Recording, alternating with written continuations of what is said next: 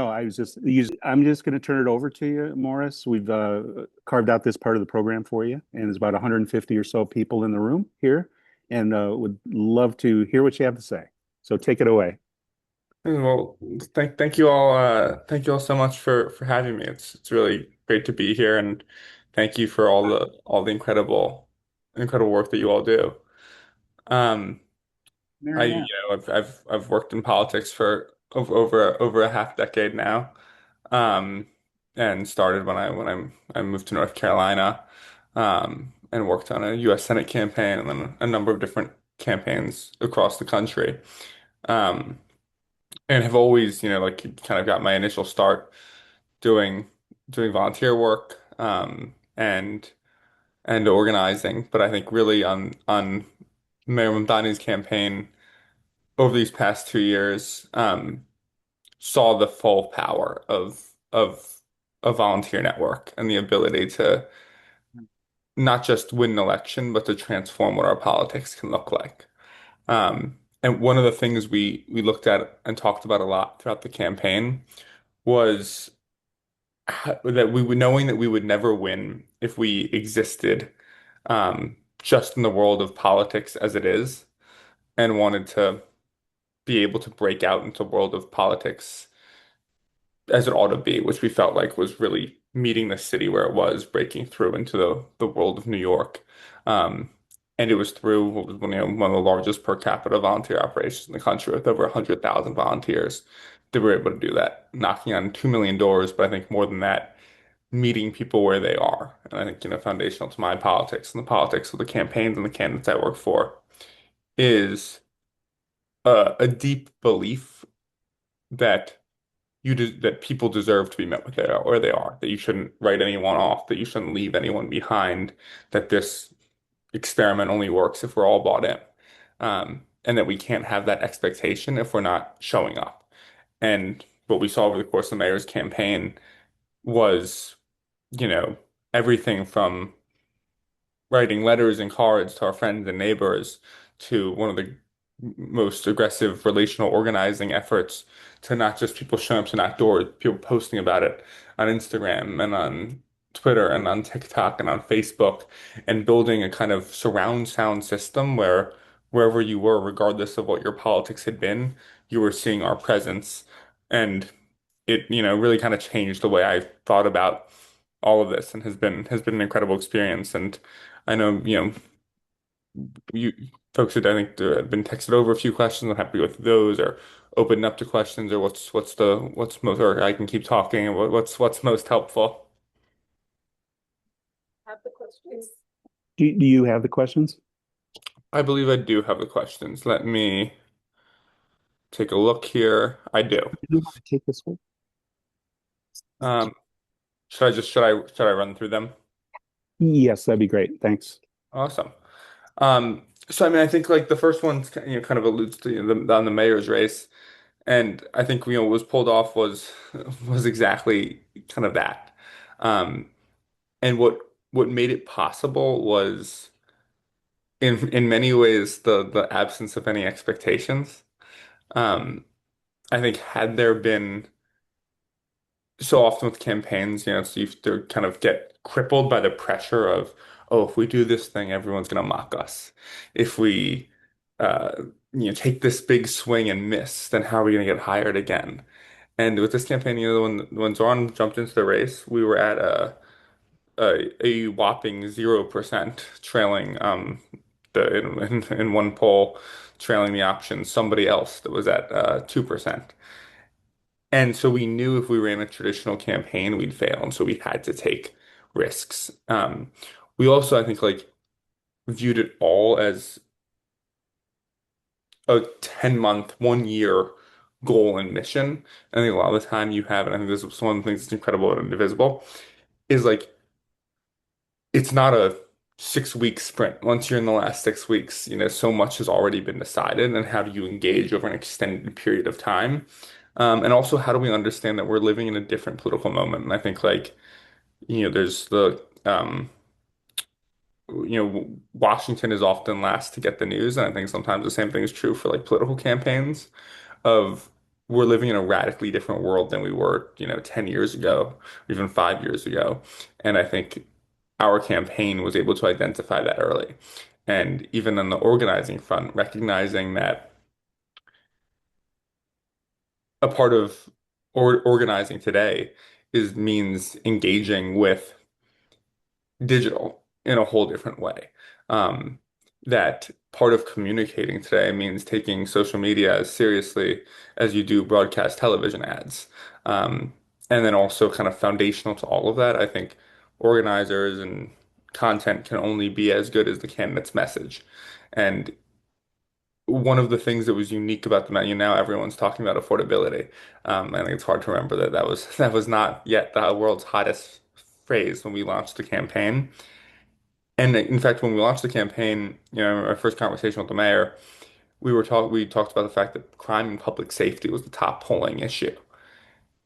But we knew we would never win a race in which crime and public safety was the most important issue. And we felt like there was an affordability crisis occurring.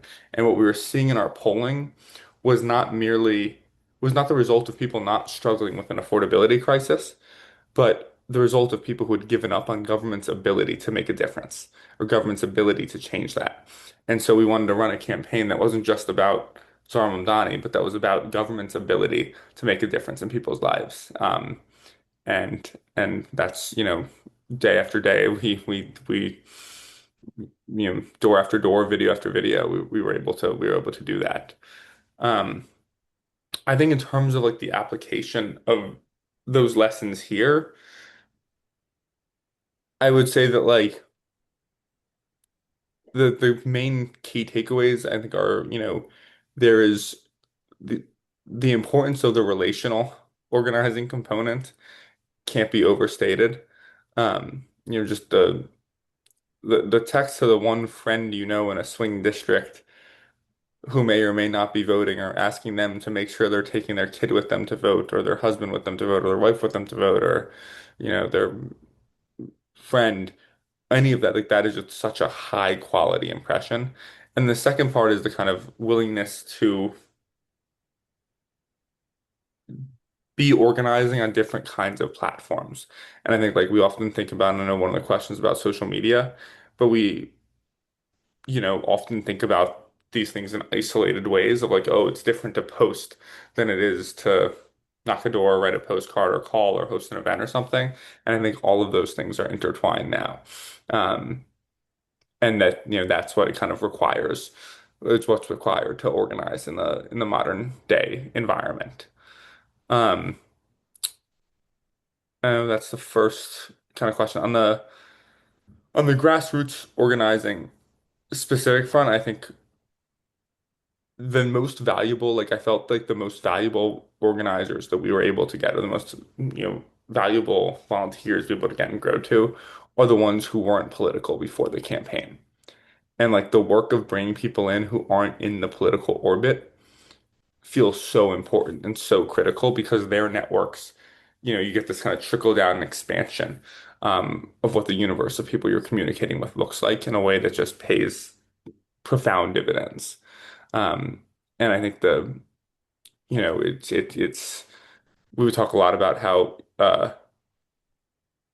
grassroots only is truly grassroots if it's including those who don't already believe in politics too.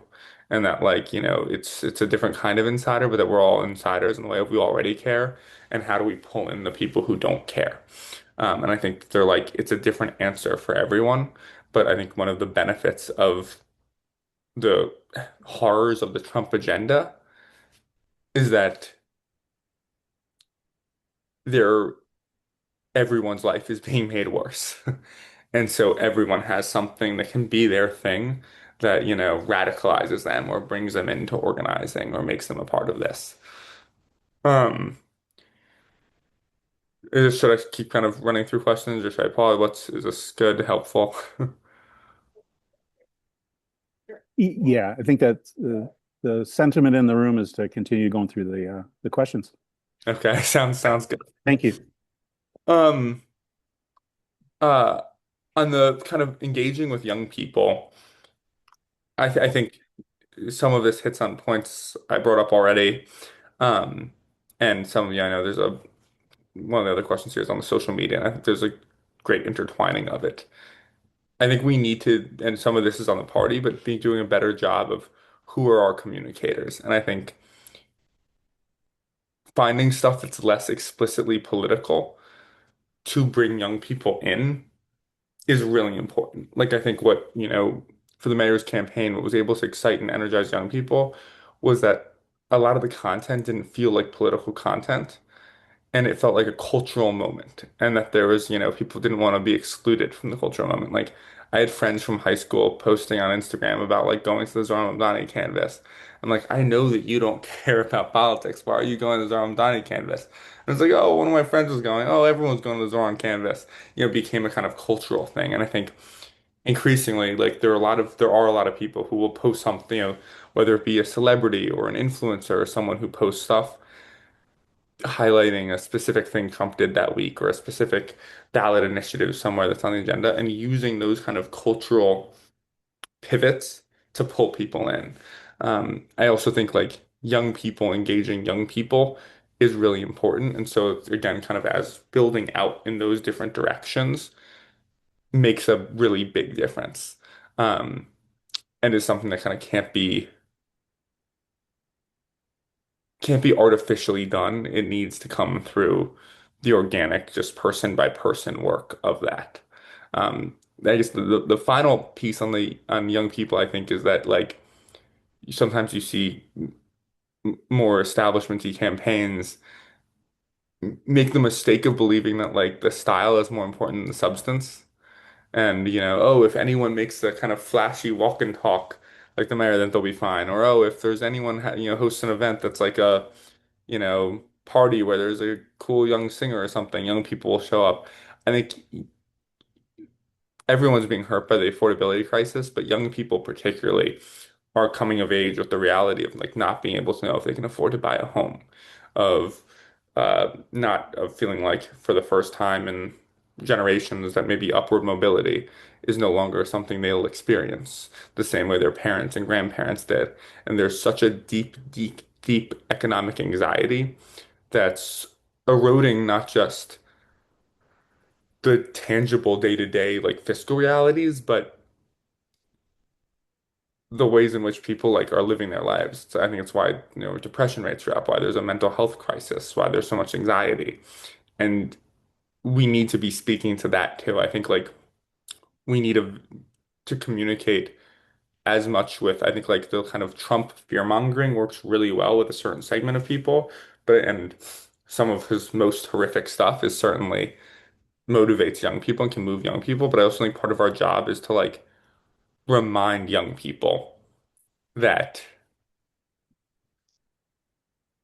there's their government can make their lives better too.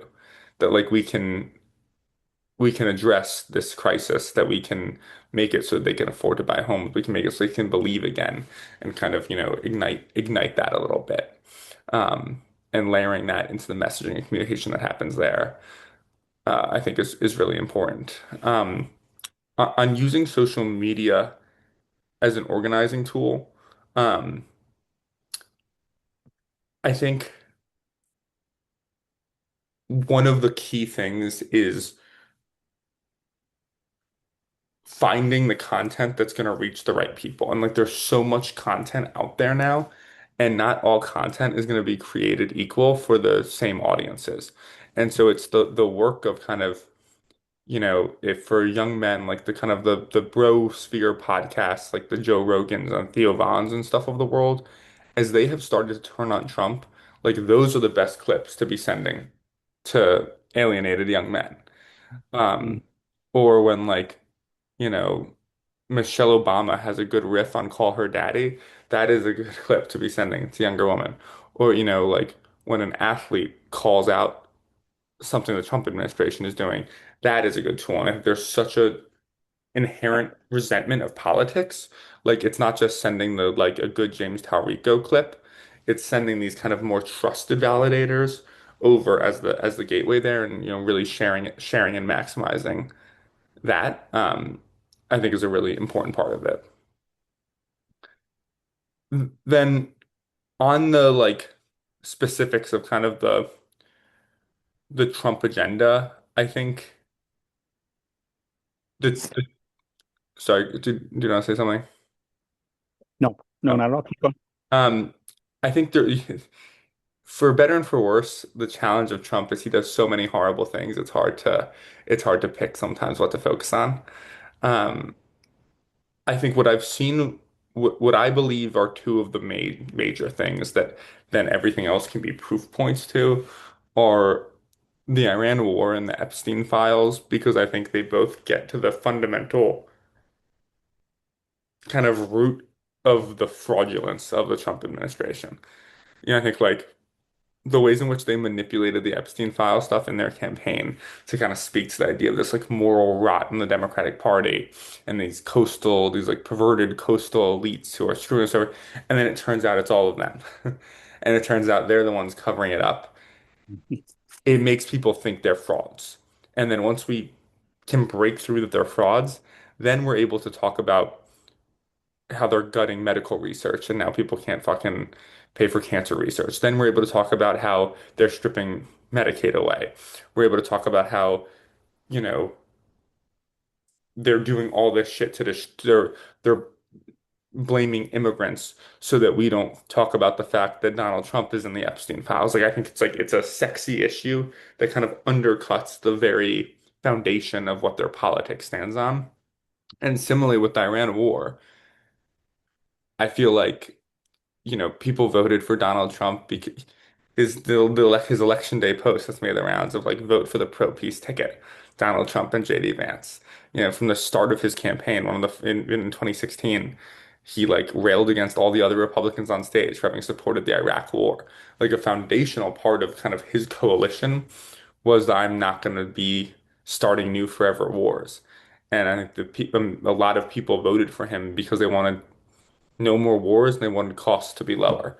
And now he's started a new war and it has directly led to spikes in costs. And it's a deeply, deeply unpopular. And I think going right at that. And there's a nuance there, but I think like the way some Democrats have talked about this is wrong. Of it's the problem is not the procedural.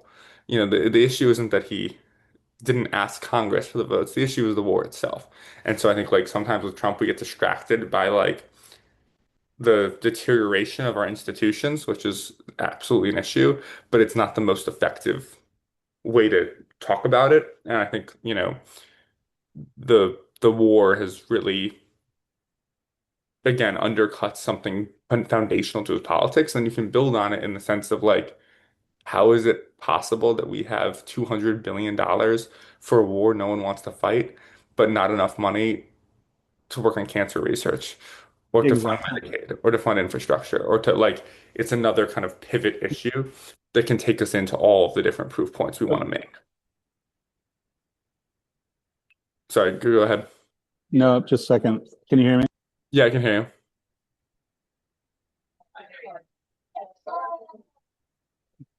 Uh, Bear with me here. We lost the connection to everybody. Can you hear me okay? I can hear you, yeah. Okay, you're back. Sorry, you lost you there for a second. Well, where did I cut out? Okay, Morris, I think we want to keep going. Uh, yeah, it's up to you. Do you have any other questions that we fed you? Um, You were talking about the war. yeah, so I think just the focusing on the war as a kind of pivot into those other issues is a really, really effective tactic. Um, and then I think like for, I think we've one or two more questions here I can hit.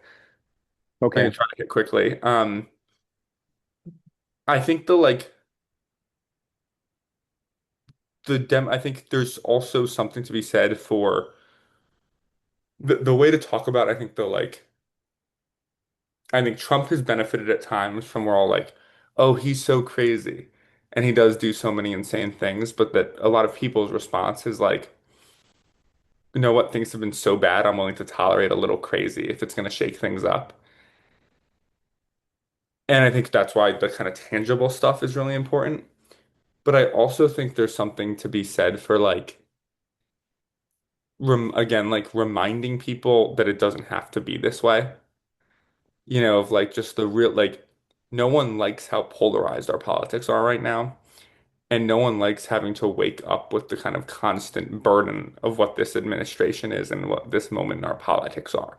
And I think there's like I'm a big believer in either like very direct factual arguments that can kind of punch through, or like bigger emotional arguments of what can make life a little bit better day to day. And I think for a lot of people, like there's something, Pete Buttigieg is actually, I think, a very good communicator on this. Of, he has the riff of like, imagine the day after the election and the sun rises and Donald Trump is no longer president of the United States and you can breathe a little easier. All And right. I think there's a compelling Everybody's clapping for you. emotion. Um, and I think there's a really compelling emotional case to be made to that. And I guess like I think that's the last question here is on pulling moderates and disaffected Republicans into the tent without alienating our base on the left.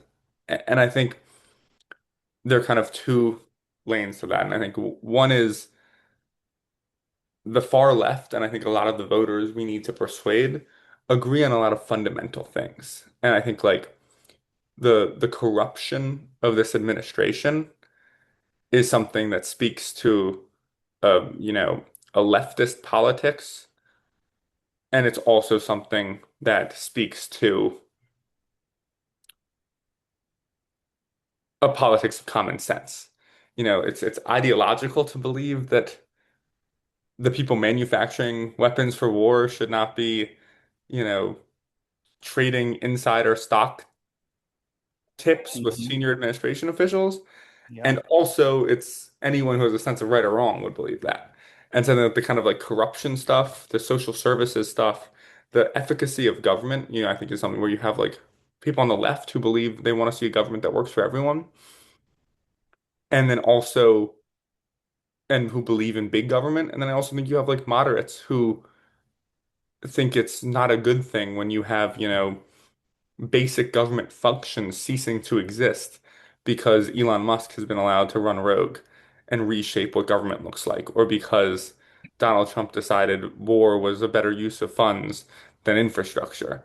Um, and I think those cases are strong. And then I think like can we be all things to all people is the final question here, and probably a good one to end with. Um, I think right now we can. And I think like when I think about who we should be, without before we have a candidate for 2028, at a moment in which we kind of are maybe facing a little bit of a big questions over who we are as a party.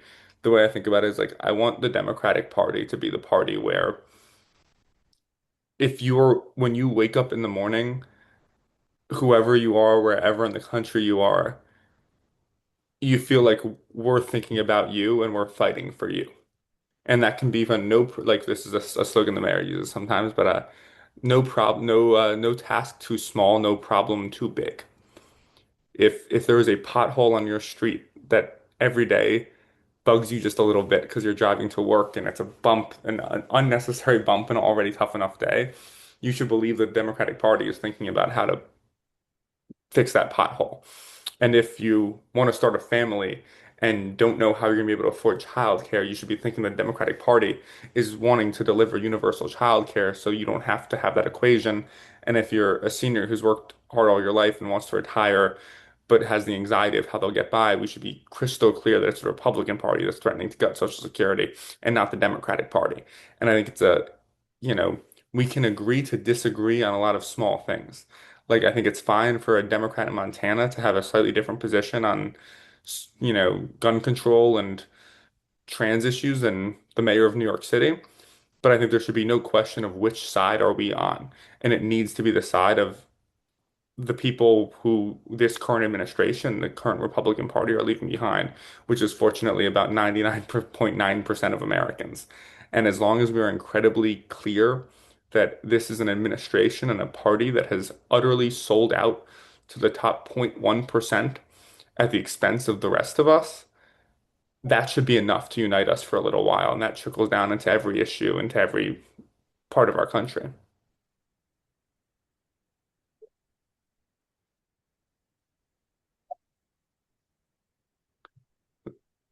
That's that. If you can, you hear that, Morris?